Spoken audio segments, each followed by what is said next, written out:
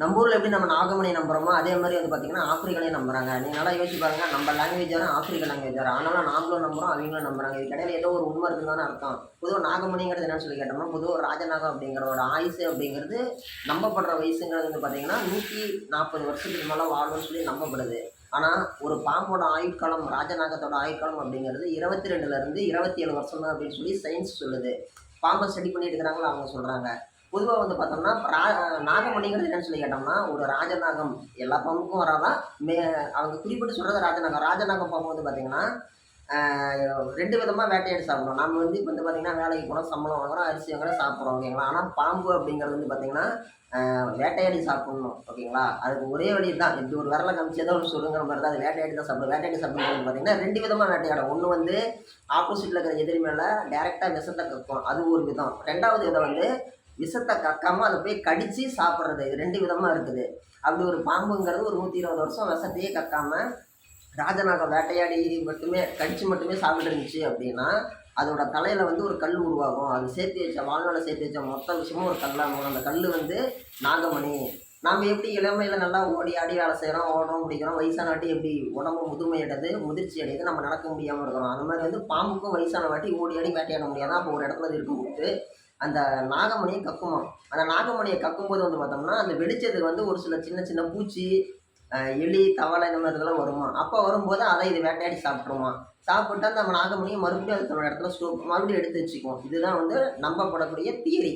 தியரின்னா என்னன்னு சொல்லி கேட்டிங்கன்னா, தமிழில் கூட்டுரும்பாங்க.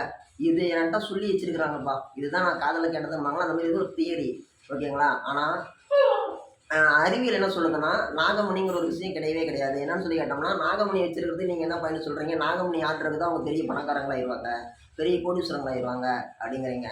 ஆனால் இன்றைக்கி நம்ம ஊரில் எடுத்துக்கோங்க, எத்தனையோ பேர் பாம்பு பிடிக்கிறாங்க, பாம்பாட்டிகள் இருக்கிறாங்க. ராஜஸ்தான்லாம் போயிட்டீங்க, வட மாநிலம்லாம் போயிட்டீங்க அப்படின்னா, பாம்புகளோட சின்ன சின்ன குழந்தைங்க விளையாடுறதுலாம் கூட நீங்கள் அங்கே போனால் பார்க்கலாமா, பாம்பு பிடிக்கிறவங்க வீட்டில். அப்படி இருக்கும்போது அவங்க பாம்பு பிடிச்சிட்டு வளர்த்துறாங்க அப்படிங்கும்போது, அவங்க வாழ்க்கையில் ஒரு தடவையாச்சும் அந்த கல் எடுத்துறதுனா அவங்களே கோடீஸ்வரங்களாக இருக்கலாம்ல. இன்றைக்கி வந்து பார்த்துக்கோங்க, உலகளாவிய அளவில் எத்தனையோ பாம்பு பண்ணைகள் இருக்குது, எத்தனையோ அறிவியல் ஆராய்ச்சி கூடங்கள்லாம் பாம்பை வச்சு ஆராய்ச்சி பண்ணிட்டு இருக்கிறாங்க. அவங்க அந்த நாகமணி எடுத்து அவங்க பணக்காரங்களாக இருக்கலாம்ல. இது எல்லாமே முழுக்க முழுக்க போய் அறிவியல் என்ன சொல்லுதுன்னு சொல்லி கேட்டோம்னா, அறிவியலை பொறுத்த வரைக்கும் நீங்கள் சொல்கிறதையும் நம்பாது, நான் சொல்கிறதையும் நம்பாது. அறிவியலுக்கு எப்பவுமே வந்து ஒரு எவிடன்ஸ் தான் தேவை. அது என்ன சொல்கிறாங்க அப்படின்னு சொல்லி கேட்டோம்னா, அவங்க மறுக்கக்கூடிய முக்கியமான காரணம் என்னன்னு சொல்லி கேட்டோம்னா, ஒரு பாம்பு வேட்டையாடும் போது கம்பல்சரி தன்னோட விஷத்தை கக்கிறத அதெல்லாம் நிறுத்தவே முடியாதான், ஓகேங்களா. இப்போ உமிழ்நீர் அப்படிங்கிறோம் இல்லைங்களா, பாம்போடைய விஷம் அப்படிங்கிறது பாம்புக்கு உமிழ்நீர். உமிழ்நீர்னா எச்சின்னு சொல்லுவோம், ஓகேங்களா. நம்ம மனுஷங்களால் எச்சி துப்பாமல் இருக்கலாம், ஆனால் எச்சி சுரக்கிறத தடுக்க முடியாது. புரியல தானே. இப்போ நம்ம எச்சி இப்போ ரோட்டில் எச்சி துப்புறதுன்னு துப்பலாம். இப்போ நம்ம ஏதோ ஒரு இடத்துல நம்ம ஒரு ரோட்டில் நடந்த போகிற ஏதோ ஒரு ஸ்மெல்லு, ஒரு ஒரு டீ கடை, போண்டா கடை, ஒரு சில்லி கடை, இந்த மாதிரி ஏதோ ஒரு இடத்துல போகும்போது நம்மளே அறியாமல் ஒரு எச்சி அப்படிங்கிறது உருவாகும். அந்த மாதிரி நம்ம அது உருவாக நாம் எப்படி தடுக்க முடியாதோ, அதனால் மாதிரி பாம்பாலையும் வேட்டையாடும் போது அதோட உமிழ்நீர் விஷம் சுரக்கிறத நிறுத்த முடியாது. அப்படி இருக்கும்போது அது எங்கேருந்து விஷத்தை சேர்த்தி வைக்க போகுது, அந்த சேர்த்தி வச்ச விஷம் எப்போ கல்லாக மாறப்போகுது அப்படின்னு சொல்லி அறிவியல் சொல்லுது, ஓகேங்களா. இதுதான் நாகமணி பற்றி அறிவியல் சொல்லக்கூடிய கூற்று. ஆனால் இன்றைக்கி கூட வந்து பார்த்தோம்னா ஒரு சில இடங்களில் நாகமணி இதுதான் ரியல் நாகமணி, இதுதான் உண்மையான நாகமணின்னு சொல்லி நிறைய பேர் வியாபாரம் பண்ணுறாங்க. சில நூறுகளில் பல லட்சங்கள்லேயும் விற்கிறாங்க, சில கோடிகள்லேயும் விற்கிறாங்க. யார் வாங்குறாங்க, பணம் நிறைய வச்சுருக்கிறவங்க வாங்குறாங்க.